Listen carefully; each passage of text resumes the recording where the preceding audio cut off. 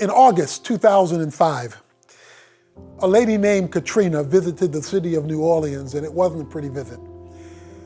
Hurricane force winds brought loss of life, loss of property. Futures were destroyed. The primary contributor to the damage was when the levees broke. The levees existed to hold back the damage that Katrina could do. But when they broke, the city was flooded and much of it destroyed. Lives forever shaken, devastated, not only because of a hurricane named Katrina, but because of failed levees. God has a levee in history called the church. The job of the church is to hold back the proliferation of evil so that the damage evil desires to do, it's restricted from doing because the church's presence limits it.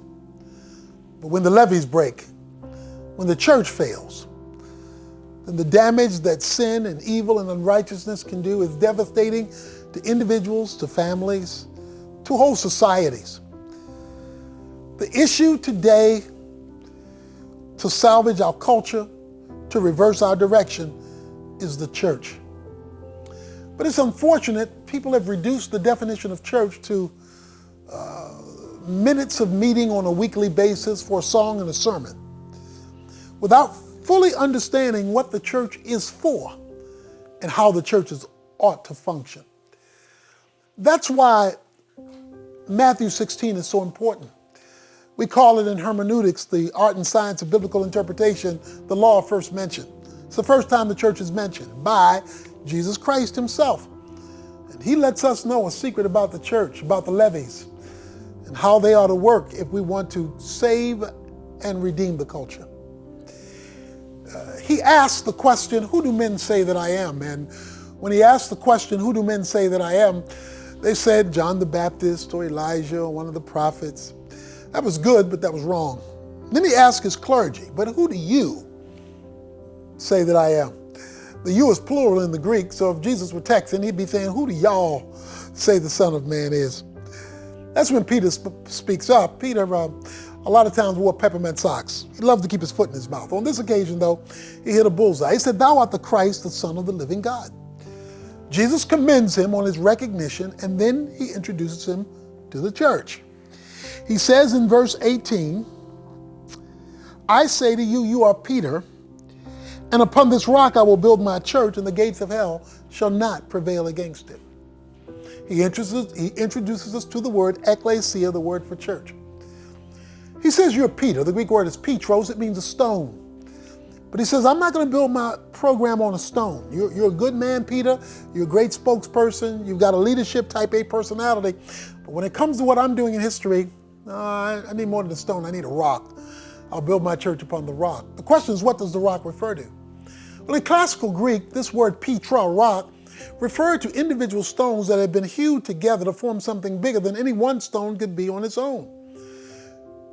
Peter understood this concept because even when he wrote his epistle in 1 Peter chapter 2, speaking of the church, he says, you are all living stones come together to form one spiritual house. You see, the church is the coming together of individual stones unified to make something bigger.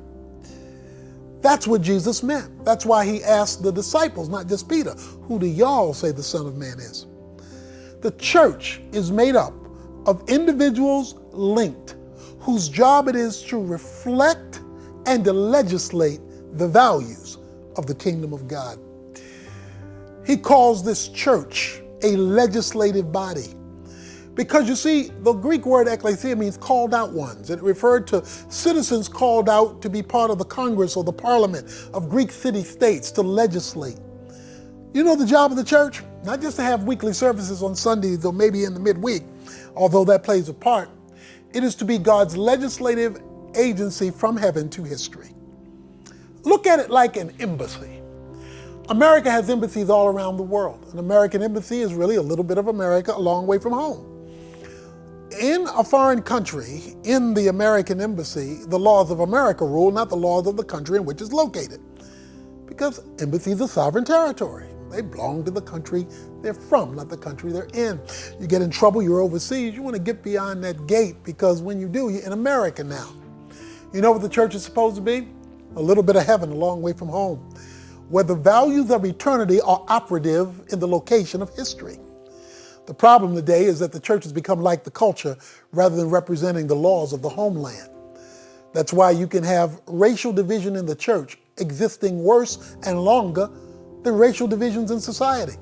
Because we're not legislating from heaven to earth, we're legislating from earth to the church.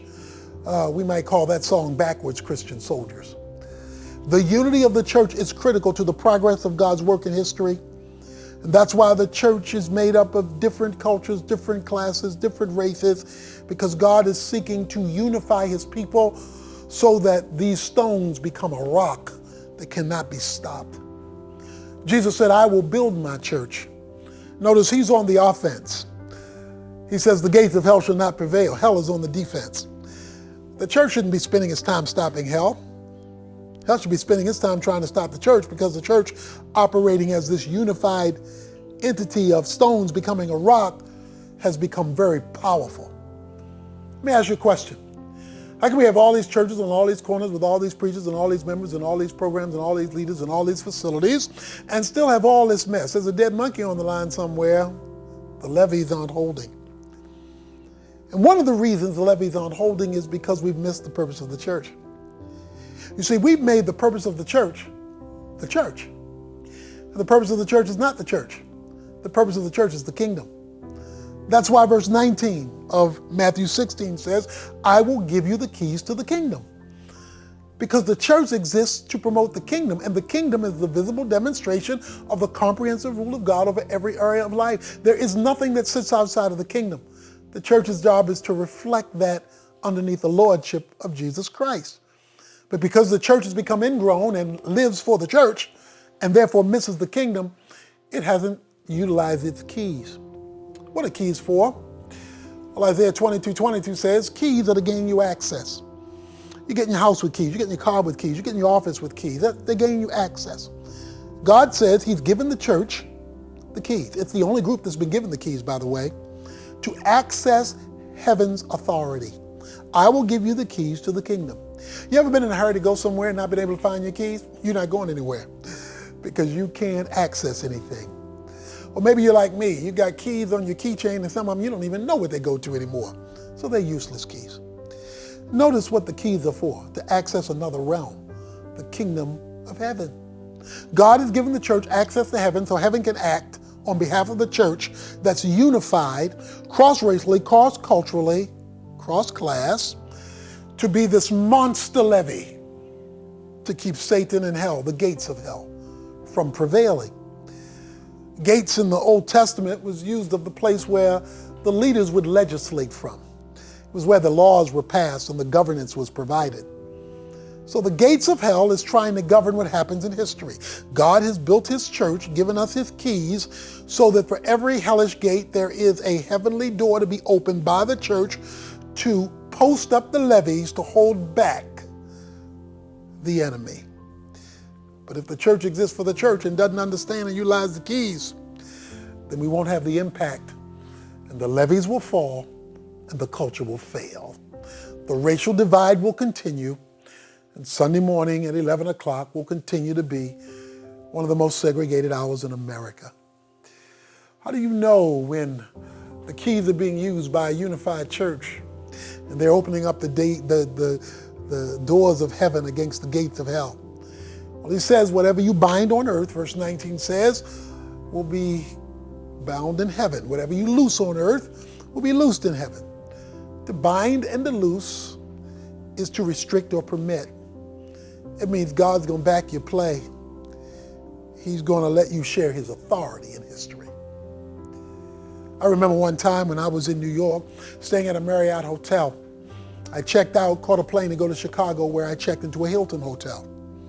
I checked into a Hilton hotel, went up to my room on the 30th something floor, only to discover, click, click, red light, the door wouldn't open. Click, click, red light, the door wouldn't open. Click, click, red light, the door wouldn't open. Do you know how irritating it is to go 30 floors with luggage and the door not work, the key not work?